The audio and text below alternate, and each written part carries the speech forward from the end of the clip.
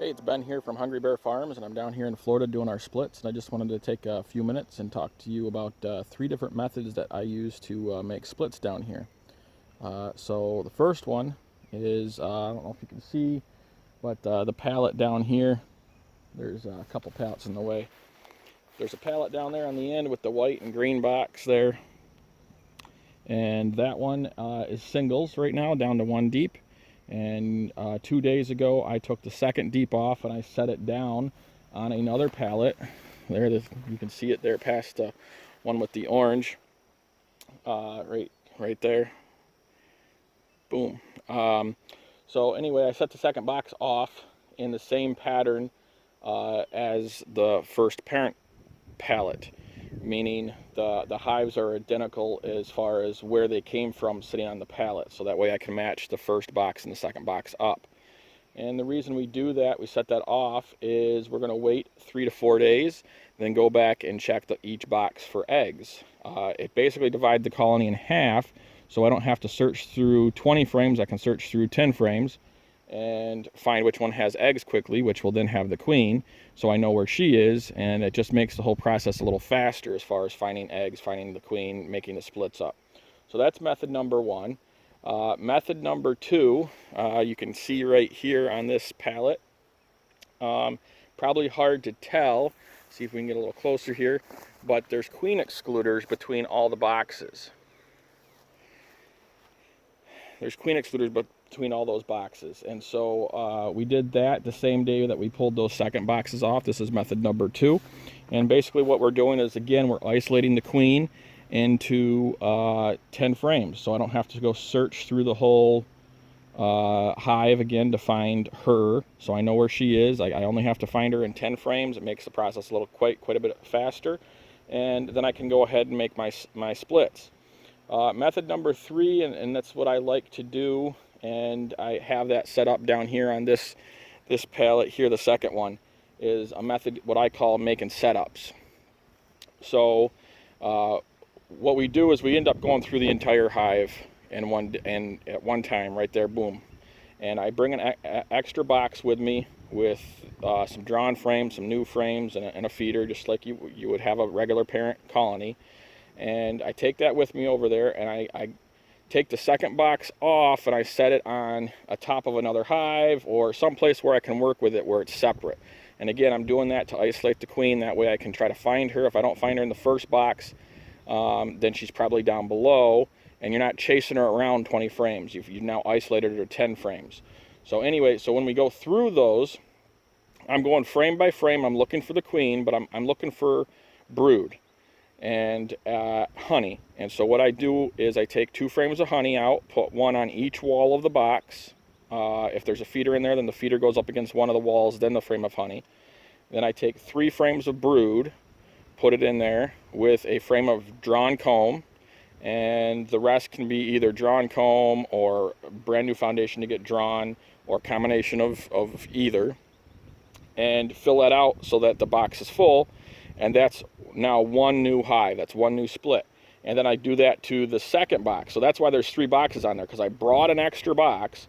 They started out as doubles. I brought an extra box because I'm going to end up typically with more hives than just 2 doing this method, because you're using 3 frames of brood. You can usually average 8 to 9 frames of brood in the hives this time of year, and so you're going to end up with 3 hives, right? So I do that with the box I brought. That leaves room in the second box now, because that's where I've taken the stuff off. And again, that box is isolated. Now as I continue to go through that box, I do the same pattern. 2 frames of honey, 3 frames of brood, a drawn comb, fill it out with whatever. And by then I'm down into the first box, finding the queen, doing whatever. Going through, finding those frames of brood, using brood out of there. So I'm taking brood and honey from both boxes originally, and basically making a parent and 2 splits. Again, all of them should have 2 frames of honey, 3 frames of brood, ideally. Now, what happens if you only end up with enough to make 1 split and you got like a frame or 2 frames of brood left over, not that 3 frames? Well, then I hold that box and I'll fill it with a frame of brood out of another hive and utilize it that way. So that way all of them get 2 frames of honey, 2 frames of honey, 3 frames of brood. and we continue through.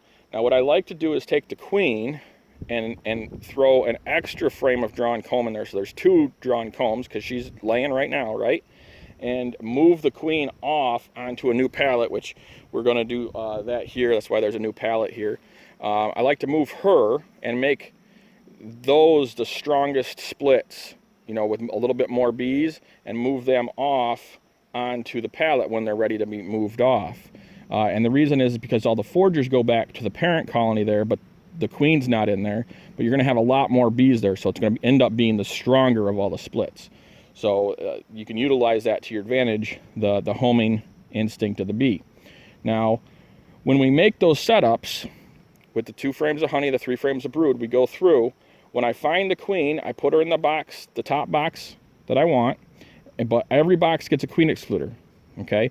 And what we're doing is we're forcing the bees, we put it all back together for a day or 2, and we're forcing the bees to equalize themselves across the brood, because now you got brood in all 3 boxes, so the bees are going to move all through all 3 boxes and be fairly equalized when you go to pull them.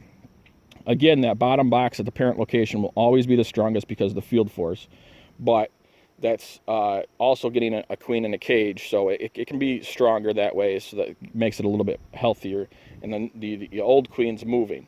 But anyway, we've set these up 2 days ago so that the bees have now equalized. So now all I got to do is come and grab a box, set it down on a new pallet, put a queen in it if it doesn't have a queen in it. Go grab the next one, do the same thing, and then I'm down to a single, put the queen in that, put the lid on, and walk away. And so I really like that because the bees equalize themselves, and it kind of gets me task oriented. I can just do that one day, move on to another stack the next day, move on to another stack the next day, and then I can pick a day and come back and set them all off on one day and install queens. And I know what I'm doing each day. I'm not bouncing around different jobs. I can set up the truck, I can set up all the boxes, I can set up what I need for that day, so I don't have to bounce around and change and shift gears and things. So I kind of like that. So again, the 3 different methods are: set the second box off, wait 3 days, look for fresh eggs to find your queen, go ahead and make your split. With all 3 methods, by the way, I'm doing the 2 frames of honey, 3 frames of brood. The second method is just throw queen excluders between each, wait 3 to 4 days, then look for the fresh eggs and find your queen and make your split. And the third method is just go through the whole thing, find her, isolate her, make your setups, make your splits, set them all back together, wait a day or 2, and then go ahead and set them off. And so those are the 3 techniques I use down here in Florida to make my splits. I've got a bunch set up ready to go.